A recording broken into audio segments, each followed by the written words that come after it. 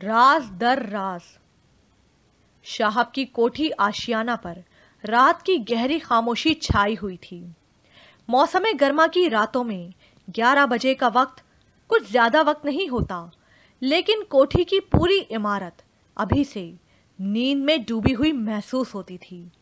زیریں اور بالائی منزل میں کسی جگہ بھی کوئی روشنی نظر نہ آتی تھی، البتہ صرف بڑے کمرے کی کھڑکیوں کے شیشے روشن تھے۔ عمارت کے ارد گرد خوبصورت پھولوں کے پودے اور درخت چاندنی میں نہائے ہوئے تھے۔ بڑے کمرے کا دروازہ بند تھا۔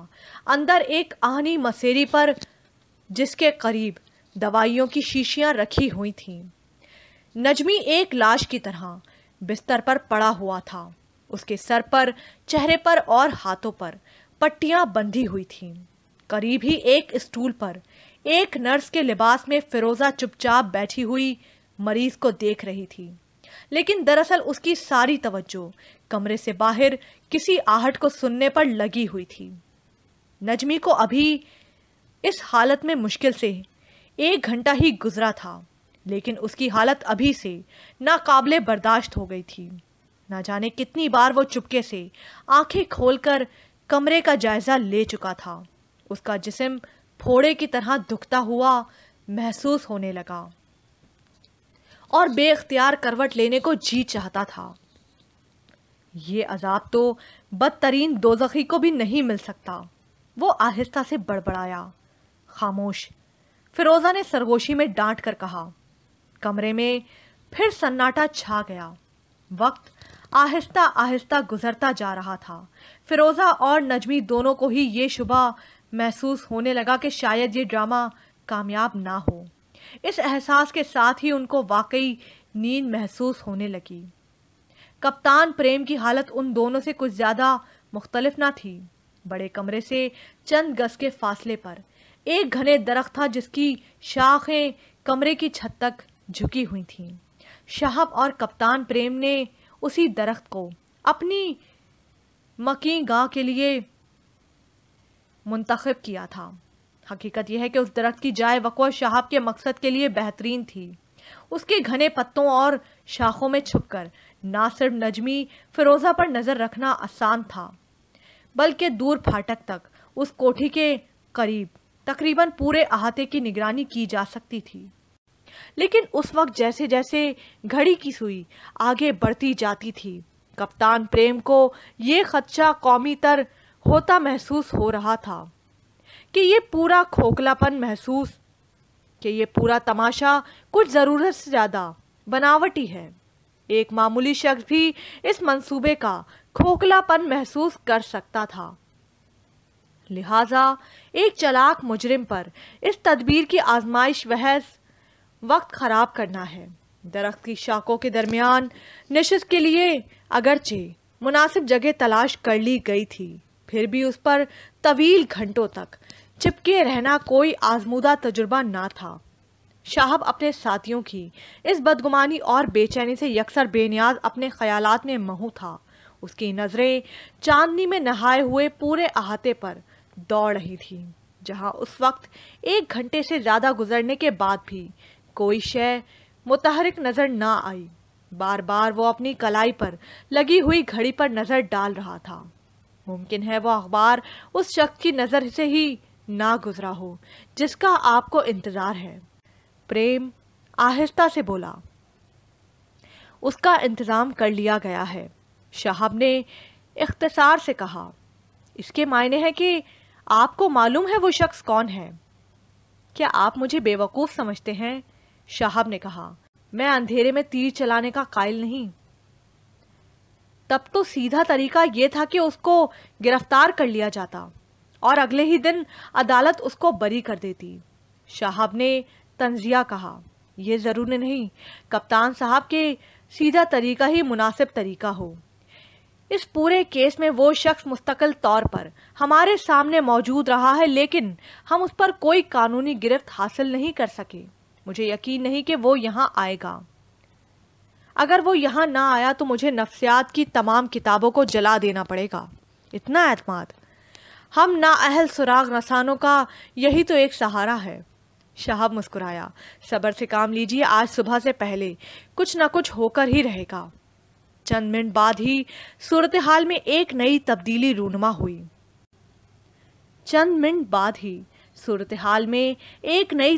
رونما ہوئی. شاہب اور پریم دونوں نے ہی دیکھا کہ ایک شخص کچھ محتاط انداز میں پھاٹک سے گزر کر احاطے میں داخل ہوا. چاندنی میں انہوں نے اس کی ایک جھلک دیکھی.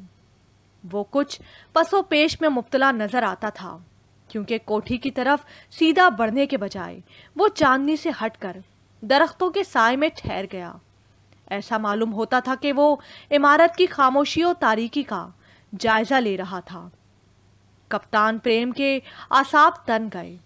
وہ کسی ڈرامائی اقدام کے لیے بےتاب سا ہو گیا. شاہب کی آنکھوں میں بھی دلچسپی سی چمک نمایاں ہو گئی. یہ تو افسر ہے, پریم نے سرگوشی سے کہا. بے شک, آپ کو اسی کی توقع تھی. شاہب نے کوئی جواب نہ دیا. افسر احتیاط کے ساتھ کوٹھی کی تاریک عمارت کو چھوڑ کر بڑے کمرے کی روشن کھڑکی کی طرف آ رہا تھا. خاموش قدموں کے ساتھ بڑھتا ہوا وہ آخر کار ٹھیک اس درخت کے نیچے آ پہنچا جس کے اوپر شاہب اور پریم پوشیدہ تھے. کچھ دیر رک کر وہ آگے بڑھا. روشن کھڑکی کے شیشے میں سے اندر نظر ڈالی. 1 منٹ تک دیکھتا رہا اور پھر پلٹ کر درخت کے نیچے آ گیا. ایسا معلوم ہوتا تھا کہ وہ کسی الجھن میں پھنسا ہوا تھا, جیسے اس کی سمجھ میں نہ آ رہا ہو کہ کیا کرے. اور ٹھیک اسی وقت پھاٹک میں سے ایک دوسرا شخص برآمد ہوا. کپتان پریم کا دل طوفانی رفتار سے دھڑک اٹھا. دوسرا شخص نادر تھا. پریم نے مائنے خیز نظروں سے مڑ کر شاہب کی طرف دیکھا, جیسے وہ یہ پوچھنا چاہتا ہو کہ مجرم افسر ہے یا نادر. لیکن شاہب ایک گہری محویت میں شاخ سے چپکا ہوا تھا. نادر کی آمد نے ڈرامے کو اور زیادہ دلچسپ بنا دیا تھا. ٹھیک افسر کی طرح نادر بھی بڑے کمرے کی روشنی کو دیکھ کر اسی طرف بڑھا, لیکن یہ ظاہر تھا کہ اس کو افسر کی موجودگی کا علم نہ تھا. درخت کے نیچے آ کر پہلی بار اس کو محسوس ہوا کہ اس کے علاوہ ایک اور شخص بھی وہاں نیم تاریکی میں موجود تھا. پہلی ہی کوشش میں ان دونوں نے ایک دوسرے کو پہچان لیا. تم یہاں؟ افسر نے ترش روی سے کہا. یہی سوال میں تم سے بھی کر سکتا ہوں. نادر قریب آ گیا. تمہیں خوف تھا کہ نجمی ہوش میں آ کر جو بیان دے گا اس سے تمہارے جرم کا راز افشاں ہو جائے گا. یہ خوف تو اسے ہونا چاہیے جس نے نجمی پر حملہ کیا ہو, اور اس لیے شاید تم یہاں. Shut up. افسر بگڑ گیا. یاد رکھو, میں تمہارے ناپاک ارادے کو پورا نہ ہونے دوں گا. میں جانتا ہوں تم نجمی کو ختم کر دینا چاہتے ہو.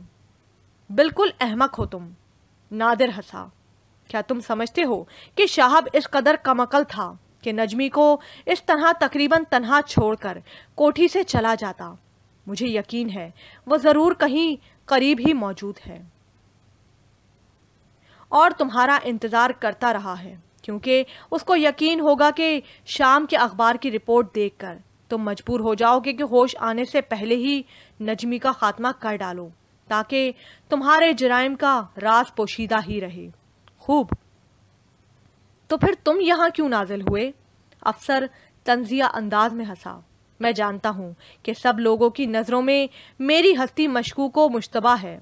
میری صفائی کا بہترین طریقہ یہی ہے کہ نجمی سلامت رہے اور اس کا بیان سننے کے بعد سب کو معلوم ہو جائے کہ مجرم نادر نہیں بلکہ شیطان کی حد تک چلاک ہو. تم بالکل وہی الفاظ دہرا رہے ہو جو مجھے کہنے چاہیے تھے. یاد رکھو, یہ چال کامیاب نہیں ہو سکتی. بڑے شرم کی بات ہے افسر, محض شہلا کو حاصل کرنے کے لیے تم اپنے محسن بھائی کو تباہ کرنے پر تل گئے ہو. راضیہ اور ساجدہ کی موت سے بھی تمہاری تسلی نہیں ہوئی اور اب تم اپنے بھائی کو بلیک میل کر رہے ہو. اس سے پہلے کہ نادر مزید ایک لفظ ہی کہہ سکتا, افسر کی جذباتی فطرت بے قابو ہو گئی. تیزی کے ساتھ اس کا داہنا بازو ہوا میں لہرایا اور ایک گھونسا نادر کے جبڑے پر پڑا. نادر پہلو کی طرف لڑکتا چلا گیا لیکن گرنے سے پہلے ہی سنبھل گیا۔ اس کی خاموش فطرت بھی اب جوش میں آ چکی تھی۔ جیسے ہی افسر ایک غضبناک بیل کی طرح پھنکارتا ہوا اس کے قریب آیا، اس کی ایک بھرپور ٹھوکر افسر کی پنڈلی پر پڑی۔ افسر لڑکھڑا گیا لیکن پھر بھی نادر سے لپٹ گیا اور دونوں کے درمیان ایک خوفناک زور آزمائی شروع ہو گئی۔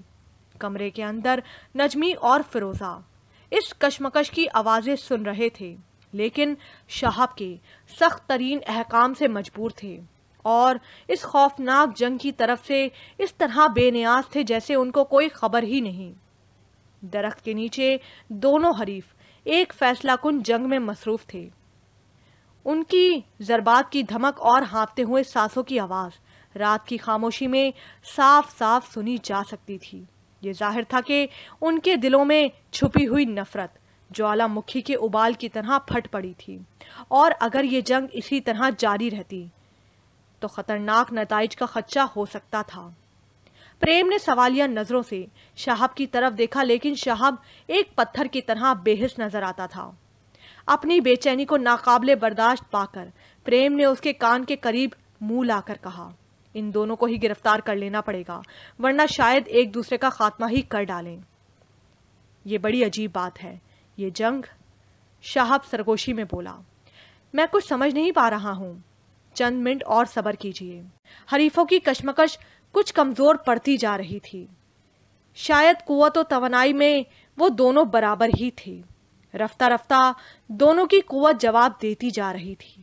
ایک دوسرے سے الگ ہو کر وہ کھڑے ہانپ رہے تھے۔ نہیں، ہرگز نہیں، افسر نے بڑبڑا کر کہا، شہلا کو تم ہرگز نہیں پا سکتے۔ شہلا؟ نادر بے تکے انداز میں ہنسا۔ مجھے اب اس کی ضرورت نہیں، میں جانتا ہوں وہ تمہارے جرائم کی ایک اعلی کار ہے۔ بکواس بند نہیں کرو گے؟ افسر نے دانت پیستے ہوئے کہا۔ دنیا کو دھوکہ دے سکتے ہو مگر مجھے نہیں، نادر غرایا۔ ڈاکٹر بھوت کا فرضی افسانہ سنا کر تم شہاب کو فریب دینا چاہتے تھے نا، لیکن آج میں یہ بھانڈا پھوڑ کر رہوں گا کہ ڈاکٹر بھوت دراصل شہلا۔ خبیث شیطان، زبان بند کر۔ افسر ایک نئی طاقت سے نادر کی طرف بڑھا۔ نجمی کا بیان میرے دعووں کی تصدیق کر دے گا میرے دوست، نادر نے نفرت آلود طنز سے کہا۔ قریب تھا کہ ان دونوں کے درمیان پھر جنگ کا سلسلہ شروع ہو جائے، لیکن ناگہاں وہ دونوں ہی اپنی جگہ پر جم کر رہ گئے، جیسے زمین نے ان کے قدم پکڑ لیے ہوں۔ دور پھاٹک کی طرف چند سیکنڈ کے لیے ایک جھلک نظر آئی تھی۔ ایک اجنبی شکل چاندنی میں نظر آئی اور لپک کر عمارت کی تاریکی میں تحلیل ہو گئی، لیکن دیکھنے والوں نے اس ایک جھلک میں ہی بہت کچھ دیکھ لیا تھا۔ یہ ایک بوڑھا شخص تھا۔ سر کے سفید لمبے بالوں اور گنجان سفید داڑھی مونچھوں سے اس کا چہرہ چھپا ہوا تھا۔ وہ ایک لمبا سا سفید کوٹ ڈاکٹروں جیسا پہنے ہوا تھا، کمر جھکی ہوئی تھی اور ہاتھ میں ایک چھڑی تھی جس کو ٹیک کر وہ چل رہا تھا۔ خوب، نادر نے آہستہ سے کہا، تو یہ تھا تمہارا اصل منصوبہ۔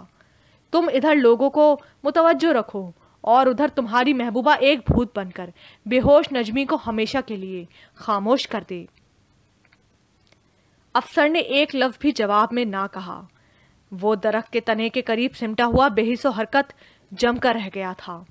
نادر تیزی کے ساتھ آگے بڑھا اور درختوں کے سائے کا سہارا لیتا ہوا اس طرف چل دیا جہاں خوفناک بوڑھا اندھیرے میں غائب ہو گیا تھا۔ تقریباً فوراً ہی افسر چونک پڑا، جیسے کوئی نیا خیال اس کے ذہن پر کوند گیا ہو۔ اس سے بیشتر کہ شہاب اور پریم درخت سے اتر کر نیچے آتے، افسر بھی ایک آوارہ روح کی طرح پر اسرار تیزی سے عمارت کی طرف جا چکا تھا۔ ادھر نہیں، ادھر آئیے، شہاب نے پریم کا شانہ پکڑ کر بڑے کمرے کی سمت لپکتے ہوئے کہا۔ انجام کار وہ سب اسی طرف آئیں گے۔ کسے گمان ہو سکتا تھا کہ ڈاکٹر بھوت کے روپ میں شہلا کام کر رہی ہے؟ پریم بڑبڑایا۔